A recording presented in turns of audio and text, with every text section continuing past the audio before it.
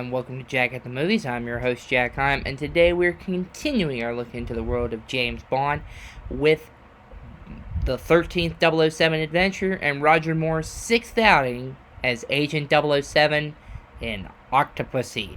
Written again by Richard Maybaum and Michael G. Wilson, and screen story done by George MacDonald Fraser. This film, after the ending of Your Eyes Only, was the next Fleming title to be used as the next film.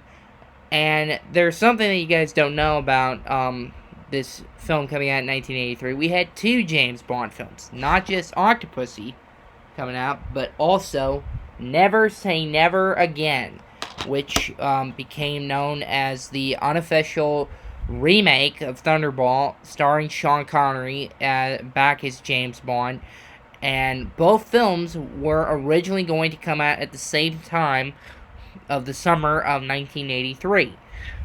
But there were some problems that happened in not pre-production, but post-production on Never Say Never Again, and it was pushed to November of 1983. But we're talking about the official winner of the Battle of the Bonds being Octopussy.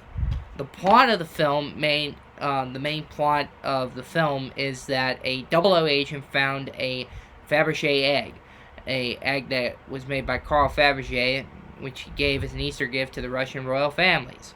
They're rare. And during it, they find one. A 00 agent was killed in East Berlin. And during it, Bond is sent on this assignment to find out who is behind the death of one of their agents. And originally, Roger was not going to play Bond in this film. Originally, it was going to be the father of Thanos, Josh Brolin's dad, James Brolin, who was going to be the next 007. But there was a problem, namely with Sean Connery doing Never Say Never Again. They thought James Brolin wouldn't be successful in the role of 007. So they decided to ask Roger to come back for this film.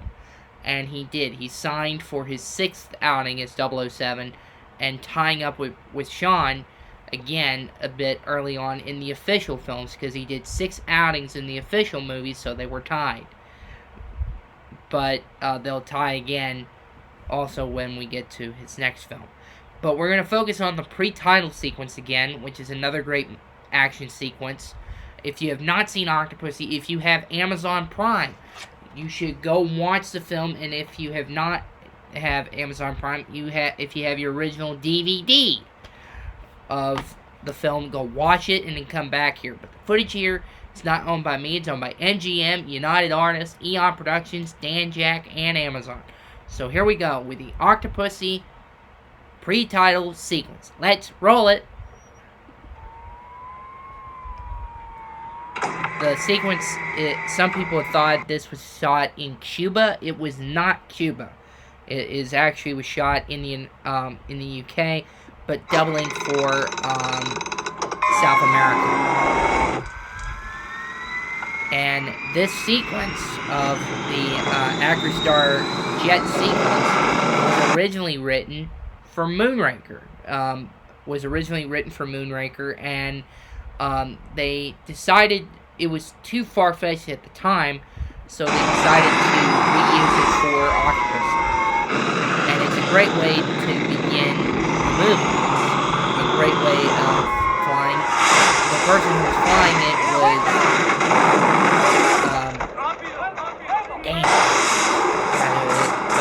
Corky Farnoff. Corky Farnoff would fly the jet for this film, and actually work as one of the air doubling for Roger Moore in plane flying, or any of the other films doubling for air flying in sequences for the 007 films, starting with this film, concluding with License to Kill, doubling for Carrie Lowe as Pam Bouvier in the flying sequence with the tanker chase, which I have done an earlier video on when I started doing YouTube. Oh my god, that's a heat-seeking missile.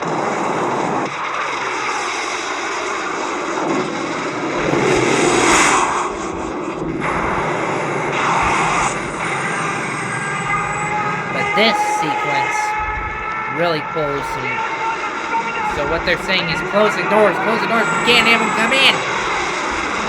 But for this part of the sequence, John Richardson, who was the special effects supervisor on this film and had been special effects supervisor on a couple other James Bond films, with this film, they had another Acrostar jet, but this one where they could put Roger Moore in, and they put a pole on top of a Jaguar he had, and so what he did is Jaguar car, he's flying in, and they're driving through it, but they had a little problem on getting out, namely when the plane comes out here, you see the plane, but when they were shooting it, he almost hit one of Her Majesty's Air Force planes.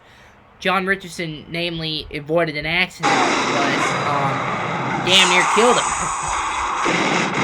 But this was a miniature done with Derek Bennings as part of the miniature effects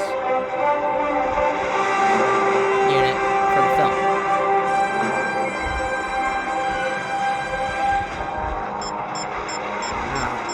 Damn. Is that a field?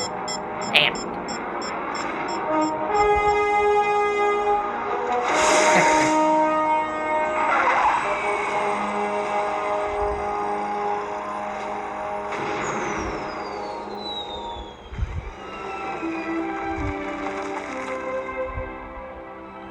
Fill her up, please.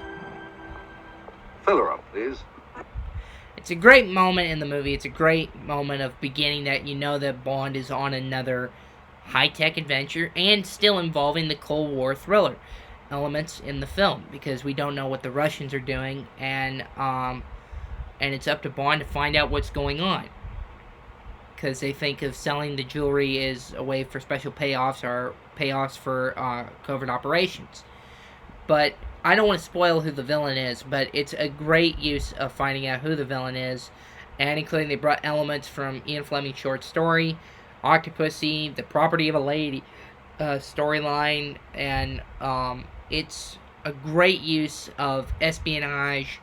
Fleming, it's not just one of my personal favorite James Bond films, it's also one of my personal favorite Bond movies, and some of the influence of this film, they took influence a bit from Indiana Jones, because before this movie came out, when For Eyes Only came out in 1981, Raiders of the Lost Ark came out at the same time. But before, in May, it came out right before For Eyes Only, and Raiders came out, and they were in pre-production on of Temple of Doom, and they were originally going to go to India for the film, but they shot in Sri Lanka for Temple of Doom instead of India. But India was used in Octopussy. But the footage here was not owned by me, it's owned by MGM, United Artists, Eon Productions, Dan Jack, and Amazon. So we'll be back with another great action sequence from Octopussy.